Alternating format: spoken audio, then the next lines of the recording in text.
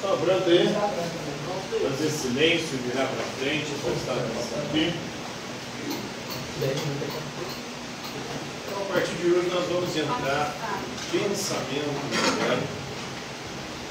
E na modernidade, nós vamos começar falando sobre uma questão que foi uma discussão muito grande, tanto dentro do direito quanto dentro da filosofia, que é sobre a questão de patentes. Vocês sabem o que são patentes?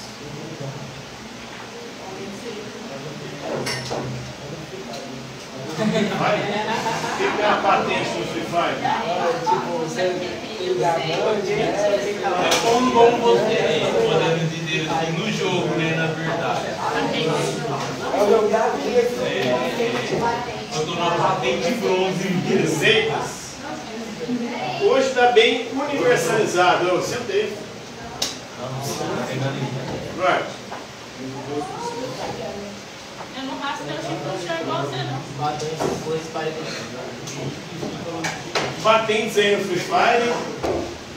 Seria graduações. Isso. Você tem que fazer o tanto de ponto.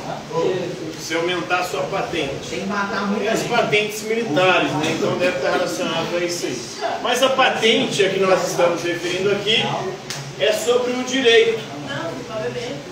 O direito que algum inventor tem sobre a sua invenção. No seu caso de receitas, né, que você falou, se o sujeito cria, inventa algo e ele registrar essa invenção, e essa invenção se tornar famosa, durante algum tempo ele vai ter um monopólio.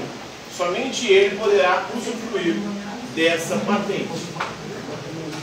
Vocês acham que isso é certo e justo? O inventor tem que ter direito sobre a sua invenção e ninguém pode copiá-lo? Ou vocês acham que todo mundo deveria ter o direito de copiar todo mundo e não dá nada? De alguma forma, todos nós vivemos de copiar. Ninguém cria coisa alguma do nada. Todos nós, ao inventarmos algo, inventamos a partir de alguma coisa. Mas, com o desenvolvimento do capitalismo, no início da modernidade, especialmente em Florença e Veneza, que foram os berços do desenvolvimento do sistema capitalista, ali que começou as discussões sobre os inventores, numa tentativa de preservar o direito dos inventores. Ó, segundo ano, como está aí?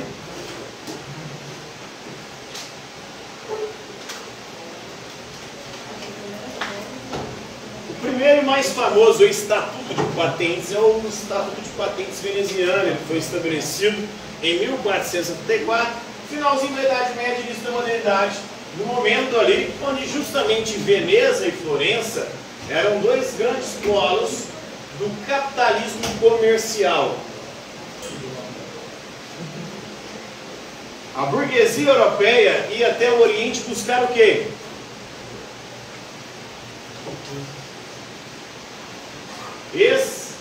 Especiarias.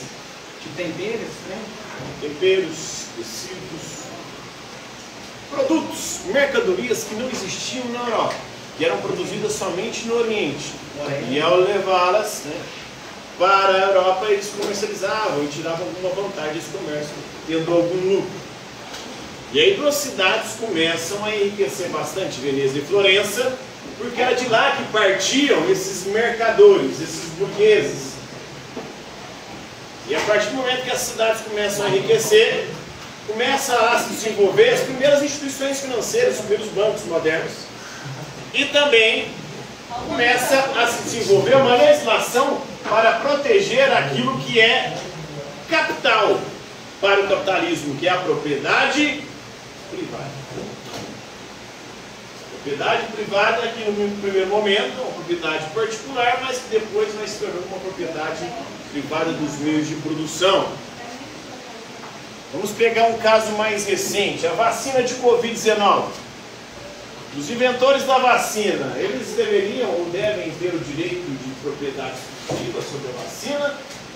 Não. Essa vacina tem que ser aberta para que todos possam conseguir produzir e assim salvar vidas. As situações de saúde é mais complexo e complicado, né? Aí os laboratórios justificam o seguinte: mas não compensa investir milhões e bilhões se a gente não tiver a perspectiva de ter um retorno financeiro. Mas o retorno financeiro ele virá de qualquer forma. O problema é que eles querem lucros exorbitantes.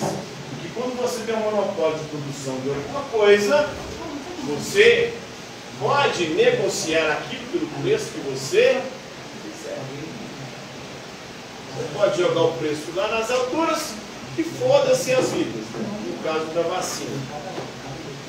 Então, a patente é uma proteção para toda invenção engenhosa e uma invenção que seja útil e as pessoas queiram copiar. Então, estamos falando aqui do direito de patentes. A primeira que se tem registro na história ocorreu em 500 a.C. Consta que cozinheiros de Cibares, na Grécia, eles receberam um ano de monopólio sobre pratos que eles inventaram. Então, a primeira patente, entre aspas, surgiu na Grécia, a primeira que tem registro, né?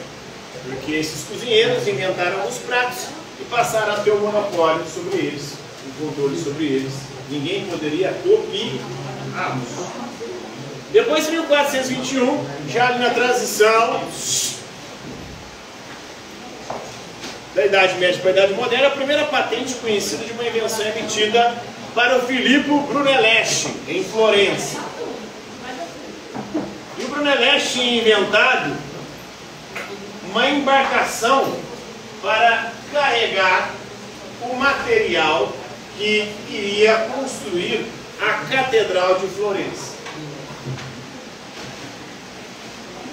Mas essa embarcação que ele inventou, essa invenção que ele tinha a patente, o controle do domínio sobre ela, afundou. E aí? Muita invenção é furada. Antigamente tinha muitos concursos de inventores e os inventores ganhavam prêmios. E tendo patente ou não, o ser humano sempre inventou coisas. E com a ciência moderna, as invenções passaram a ser cada vez mais constantes.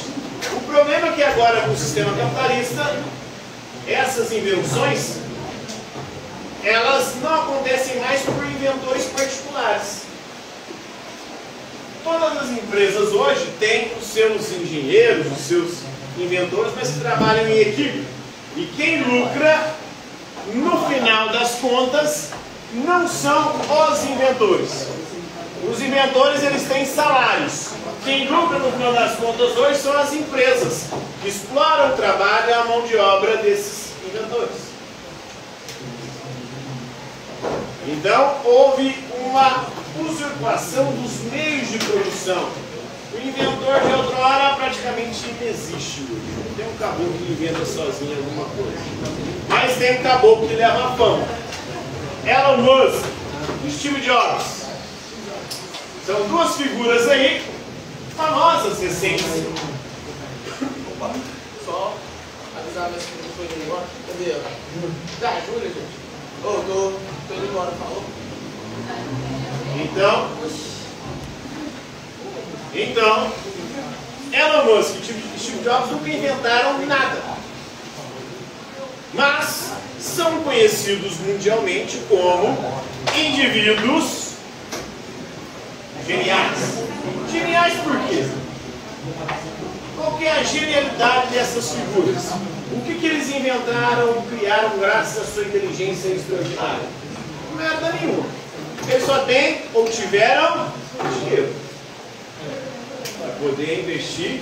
O Steve Jobs começou na oficina na casa dele. Há controvérsias sobre a origem da Apple numa garagem. Primeiro que o Steve Jobs, ele não era um cientista da computação, ele usufrui do trabalho de um amigo seu, que começa junto com ele, e E depois essa empresa, ela recebe benefícios do governo norte-americano. Tem essa questão